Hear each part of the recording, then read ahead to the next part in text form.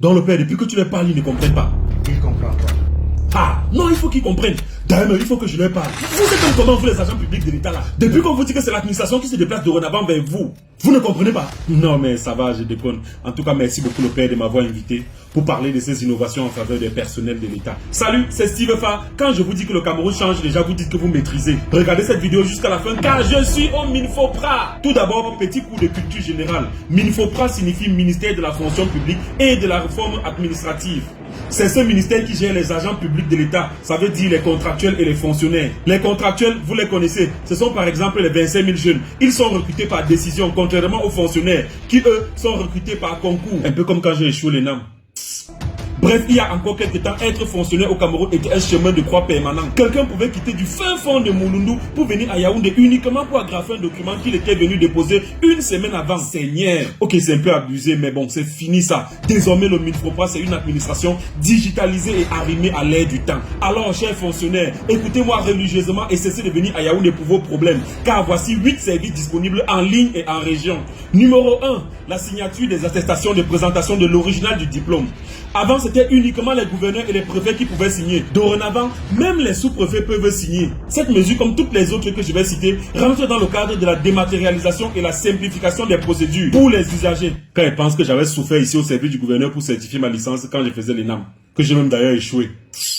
Numéro 2, la certification des actes de carrière tels que intégration, avancement, reclassement, etc. Désormais, tout ça se gère au niveau régional via les délégués régionaux du Minfopra. Numéro 3, tous les renseignements sont désormais disponibles sur le site www.minfopra.gov.cm. Vous pouvez consulter la liste des concours et vous inscrire en ligne pour les différents concours administratifs. Quand je pense que j'étais allé à l'ENAM déposer mon dossier sous la pluie, pourtant maintenant les gens sont dans leur chambre, ils scannent et ils envoient. Numéro 4, les épreuves orales des concours administratifs se passent désormais en visioconférence. Comme vous pouvez voir sur cet écran, là c'est le candidat et là c'est le jury qui est juste dans cette salle. Regardez. Parce que vous avez dit tout à l'heure que vous allez acheter les plans. Or, l'État a fait beaucoup dans ce secteur-là. Qu'est-ce que l'État a fait? Vous n'avez pas suivi? What did you watch on TV last Le night? jury vous souhaite bonne chance pour la suite. Waouh, tout ça c'est juste magnifique. Mais il y a une question qui me taraude l'esprit. Monsieur le président du jury, dites-moi. Pourquoi j'ai échoué les NAM en 2016?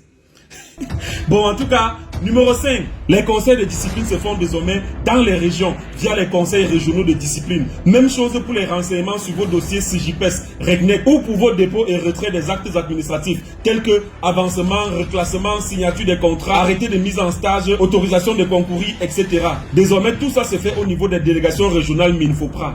Numéro 6, le 1522, c'est le call center, un numéro vert que vous pouvez appeler pour vous plaindre. Parfois, c'est le ministre lui-même qui décroche. Je vais un peu essayer. Alors, monsieur le ministre. Oui, monsieur le ministre, pourquoi j'avais échoué les NAM en 2016? Numéro 7.